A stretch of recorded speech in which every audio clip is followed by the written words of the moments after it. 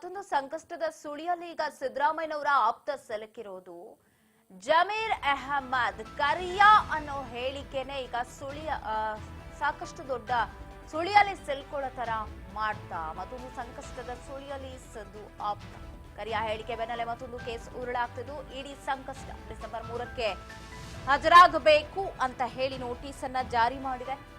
CM ಆಪ್ತ ಸಚಿವ ಜಮೀರ್ ಅಹಮದ್ಗೆ ಲೋಕಾಬುಲಾವ್ ಕೊಟ್ಟಿದೆ.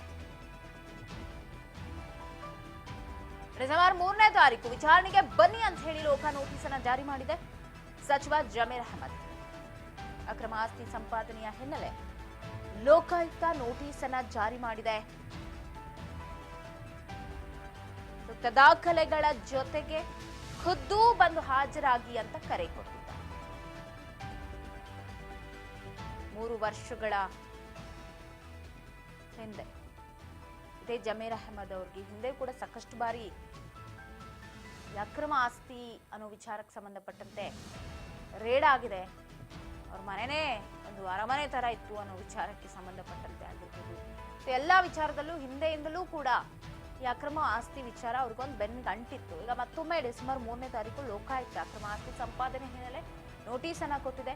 ಸೊ ಹಾಜರಾಗಿ ವಿಚಾರಣೆಗೆ ಅಂತ ಎಲ್ಲೋ ಸಿದ್ದರಾಮಯ್ಯನವರ ಆಪ್ತರಿಗೂ ಸಿದ್ದರಾಮಯ್ಯನವ್ರಿಗೂ ಸಂಕಷ್ಟ ತಪ್ಪಿದ್ದಲ್ಲ ಅಂತ ಕಾಣಿಸ್ತಾ ಇದೆ. ಮೂಡಾದ ಬೆನ್ನಲ್ಲೇ ಈಗ ಲೋಕಾಯುಕ್ತ ರೇಡ್ ಅನ್ನ ಮಾಡೋದಕ್ಕೆ ಮುಂದಾಗಿದೆ. ಇದೊಂದು ಸಂಕಷ್ಟದ ಸುಳಿಯಲ್ಲಿ ಈಗ ಸಿದ್ದು ಆಪ್ತ ಸಿಲುಕೊಂಡು ಹೇಳ್ದಂಗೆ 3 ವರ್ಷದ ಹಿಂದೆನೆ ಎಸಿಬಿ ರೇಡ್ ಅನ್ನ ಮಾಡಿತ್ತು. ಇದಾದ ನಂತರ ಈಗ ಮತ್ತೊಮ್ಮೆ ಲೋಕ ರೇಡ್ಗೆ ಮುಂದಾಗಿದೆ. ಬರಬೇಕು ನೀವು ತನಿಖೆಗೆ ಅಂತ, ಇಲ್ಲ ಡೈರೆಕ್ಟ್ ಆಗಿ ರೇಡ್ ಮಾಡಿದ್ರು ಮಾಡಬಹುದು ಅಂತ ಅನ್ಸುತ್ತೆ. ಸೊ ಡಿಸೆಂಬರ್ 3ನೇ ತಾರೀಕಿನ ಟೈಮ್ ಇದೆ.